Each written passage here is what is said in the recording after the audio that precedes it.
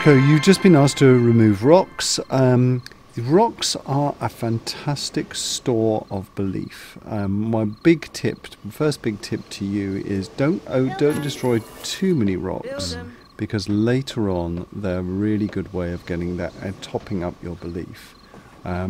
They seem like a negative, but actually later in the game when you're not mining, they become a positive. So be careful with your rocks.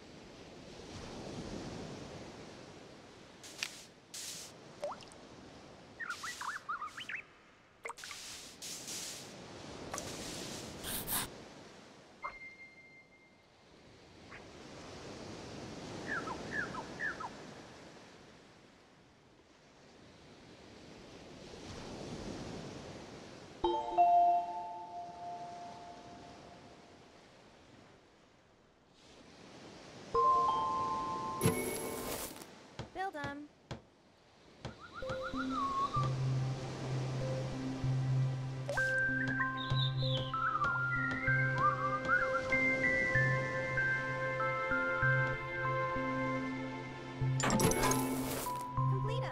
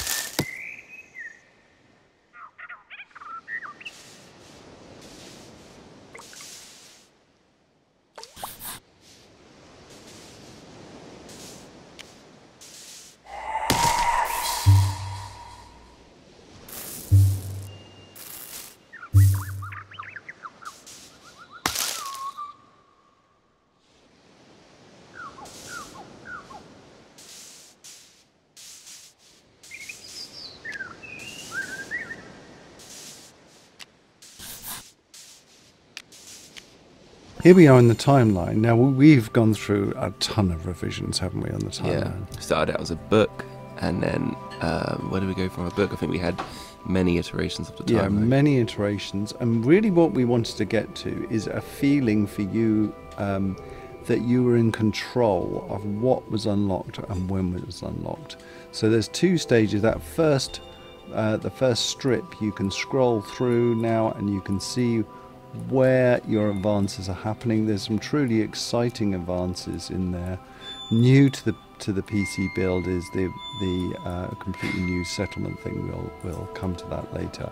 But you know, you need to be a little bit strategic, especially with the cards in the second row, which is the cards that you've discovered or unlocked by filling your bars up, and that you're going to unlock with stickers. Now, my big advice to you is don't waste your stickers. You're going to they seem like you've got a lot of stickers at the start of the game, but as you go through, you'll realise that, say, being very strategic about the use of your stickers. Now, this first one is about New Age settlers, and it allows you to build this new abode. So, I mean, you can use the undiscovered cards timeline to see, have you got more than one type of card coming in after one another, and decide whether you want to save up. I'll end up having a few cards that I never complete because I want to save up for something bigger, because it gets tougher later on. Yeah, definitely. And again, this is part of the kind of deeper strategy. The thing I like about this is that if you can't be bothered with that strategy, you don't have to. You can just stick your stickers on randomly. Your game is not going to be so naturally flowing if you do that. But if you are someone who I'm like this, who, you know, like a Civilization player that likes to unlock the things that they actually want. So, right, you've received your first proper abode. Now, abodes have followers in them. There are two types of followers that live in this type of abode. That one are breeders. If an abode has breeders in, that means more people will be bred. Fairly obvious that. They also have workers.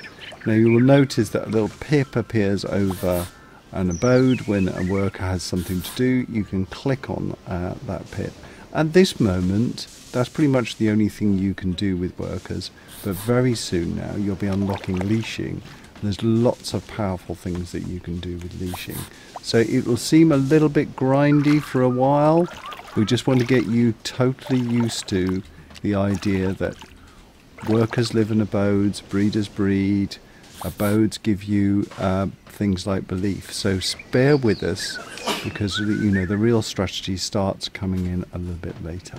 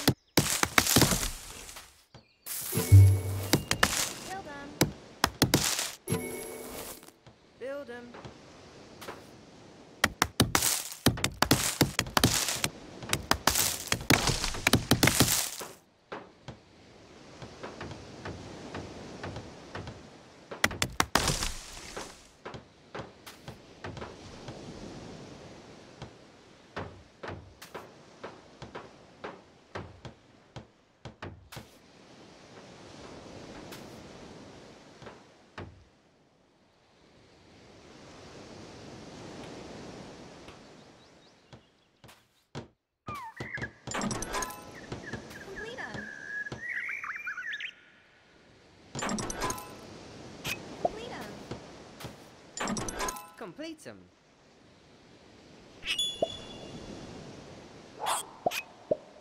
Okay, now you've got the Restore Ruin card. This allows you to direct your followers to repair these ruins, which generally speaking will unveil different parts of the land. Now, there are later on in the game, there are different routes that you can take. Some of these will require either a lot of your resources or a lot of your followers to do.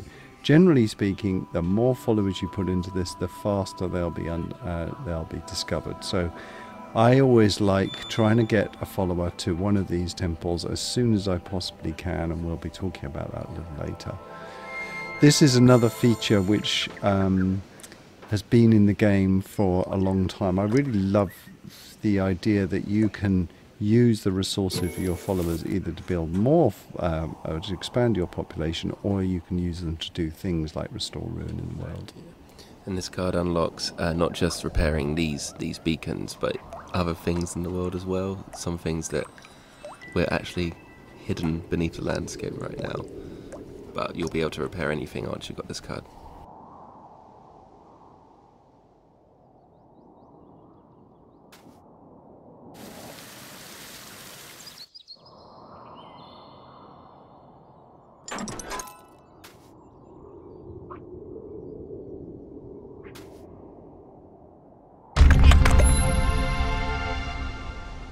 Complete them.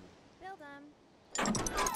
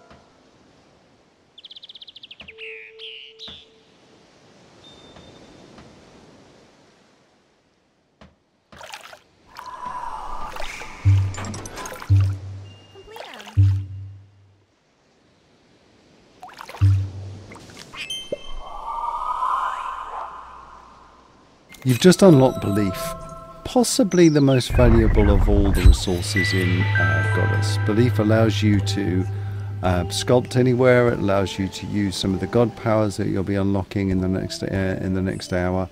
And the more belief you have, the more powerful you feel as a god. The main way is to leave your followers in an abode so they generate belief faster. Now, don't think that you're probably thinking at the moment, oh, well, I don't like leashing around and collecting my belief like that. We've got a solution for you later on. We allow you to group all your settlements together, so you only have to tap on a few things. But bear with us, because one thing I like about collecting belief at the start of the game, not at the end, not at the mid game, but at the start of the game, is it reminds you, it pulls you back to your original settlers to pick up the belief. You'll also notice in the bottom left hand corner that little pulsing belief ball shows you that you've got uncollected belief. We didn't quite have time to allow you to click on that to zoom to the place where the belief is, but we'll pick that up later on. You are now able to sculpt not only sand, but to sculpt grass. But beware, because it costs you that valuable belief to sculpt on grass. The higher you sculpt, the more expensive. So don't, at this point, go to the top of a mountain and start sculpting it down. You'll run out of belief within seconds. Keep your sculpts to the lowest level of grass, and I would use this at this point to maybe think about going on a bit of a treasure hunt. Now, we've hidden loads of chests.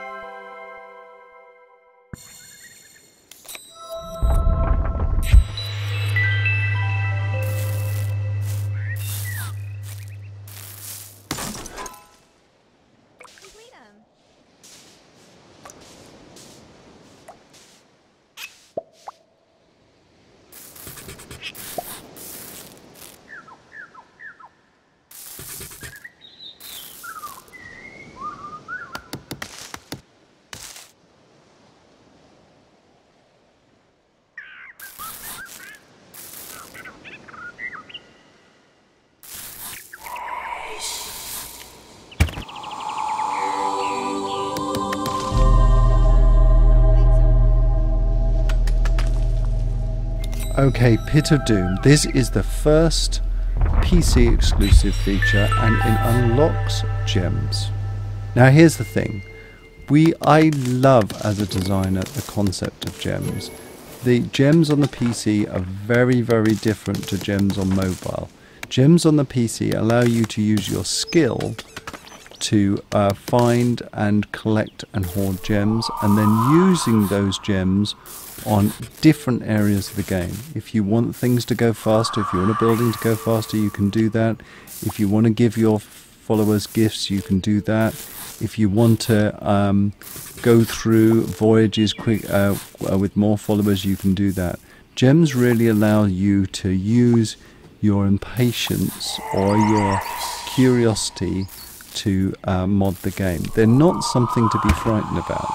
And you'll notice on the PC as well, there's no way of buying gems with money. We don't want you to buy with money. You've already spent your money on this game. We want to use your skill as a gamer to collect as many gems as possible. Now, there's two approaches to gems. The first approach is a turtle approach. I am a turtle. I like hoarding stuff and feeling rich.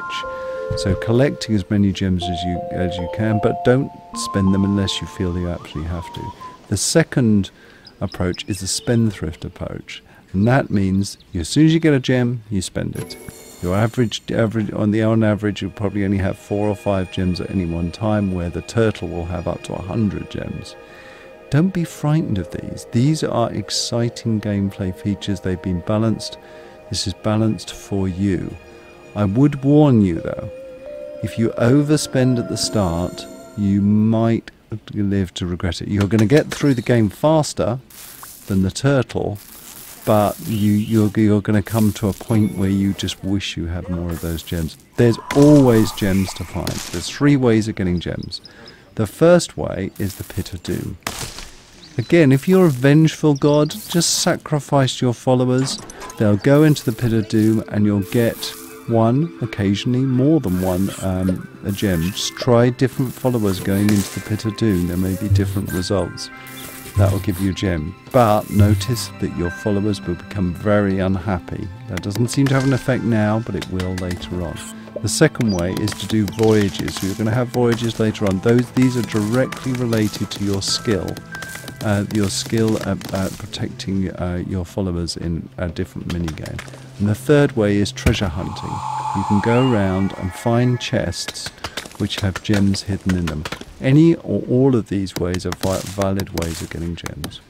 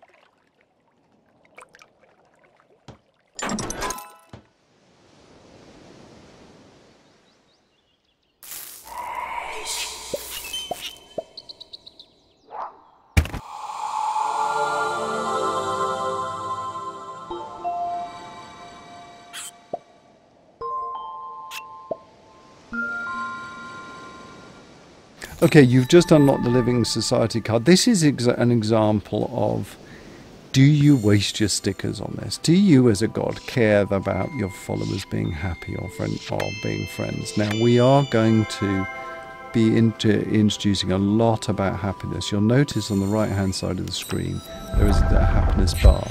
You may think, well, who cares? I don't really care about your happiness. Happiness is going to become very important later on. We'll talk about it when we come to it. But you know, I've played this game without unlocking the Living Society, and okay, my followers are a little bit unhappy, but who cares less? Maybe you don't want to waste those stickers at the moment. Next is the Temple of Doom. This is the first PC exclusive feature that we have, and we'll be talking about that. It's a really exciting feature.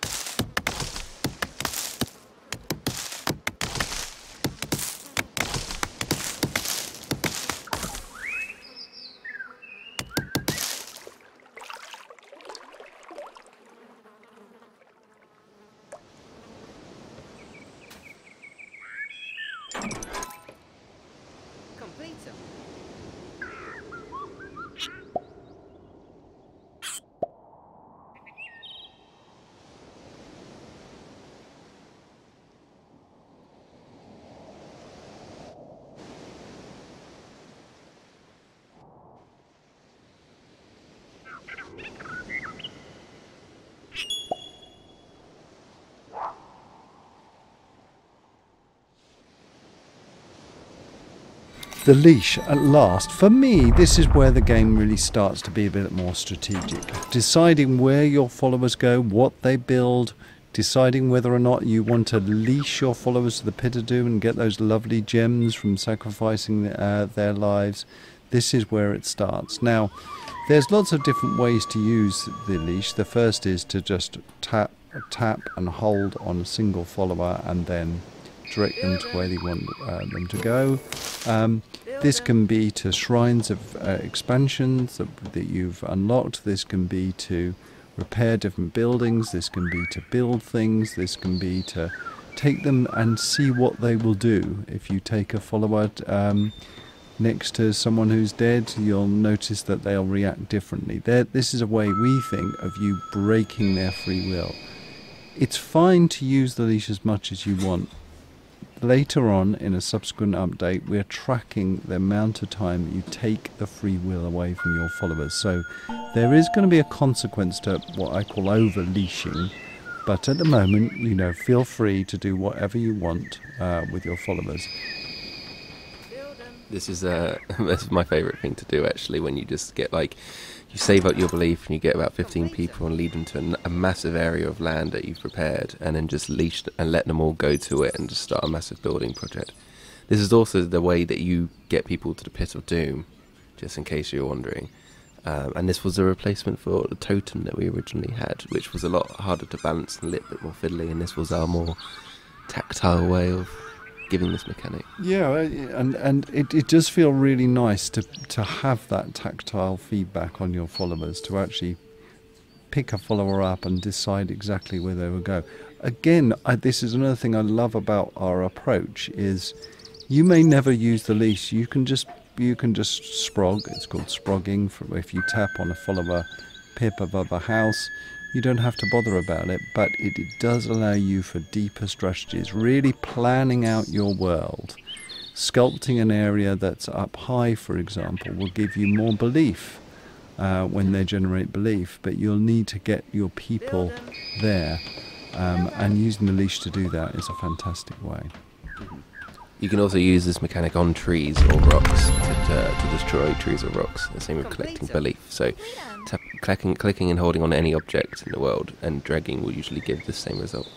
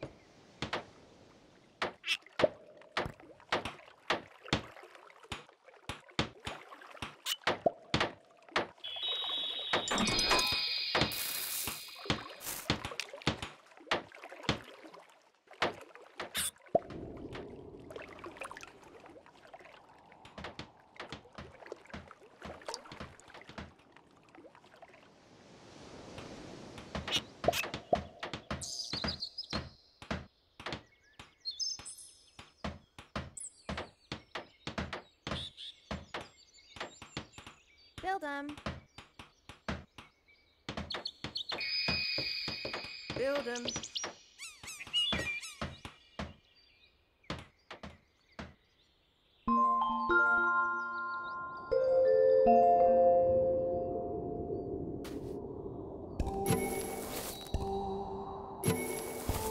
Well done.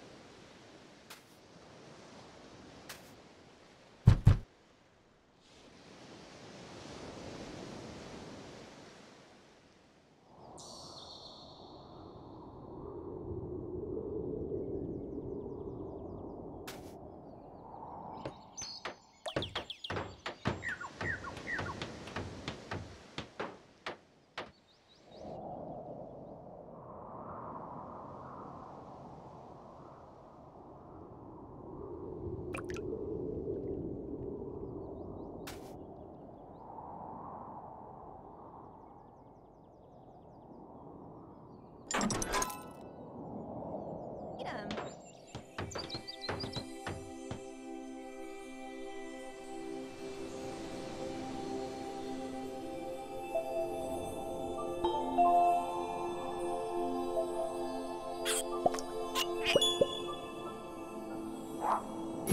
Bigger abodes. Now, this has been quite a little. You've had quite a lot of waiting around, haven't you, to get this card? You had to get your population up to about 60. Don't. This is why, if you find yourself waiting too much, spend those gems to speed up those house buildings. I would say to you, is sand is great to expand up your population. If you sculpt on sand, remember it's free. You can always sprog people for absolutely free, for no belief whatsoever. But, you know, a lot of little abodes on sand, it's not really, you're not really investing long term. It's better to get those abodes on grass. So I would focus on getting that first area just sculpted out and get to those bigger abodes because they're much more efficient generating belief. The followers like living in bigger abodes. They like advancing through those abodes.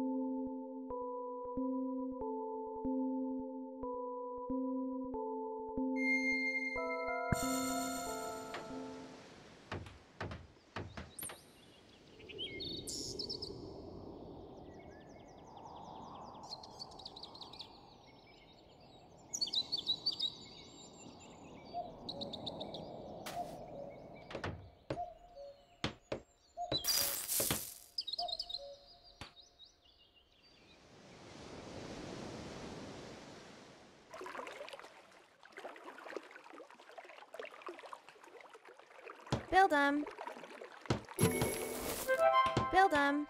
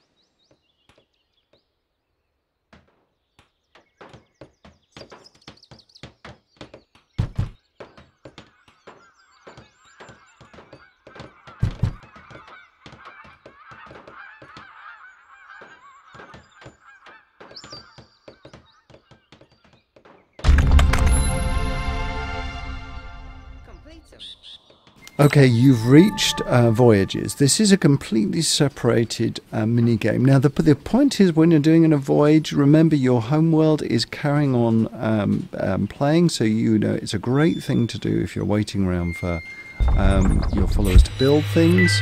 After you've done this introductory voyage, you're going to have lots of voyages to choose from, and each one of those voyages can give you rewards for completing a land, like extra gems, more belief, more stickers, and later on some of the more resources. Also, as you do each of those lands, some of those lands we've hidden chests in, so there's some really nice bonuses to find in there. Generally speaking, when you complete a voyage, there's a big reward at the end, so it's well worth spending your time. Big tip here. Make sure when you go off and do your voyage, you've set your world up so there's lots of building going on. So when you've completed a voyage, you can come back and everything is all going to be set in place and the things being built. This is the whole ethos of the game. This is not a game that is you just do one thing at a time. There's lots of things that you can do at a time. You should not be waiting around, especially on the on this build. You should never be waiting around. There's always things for you to do.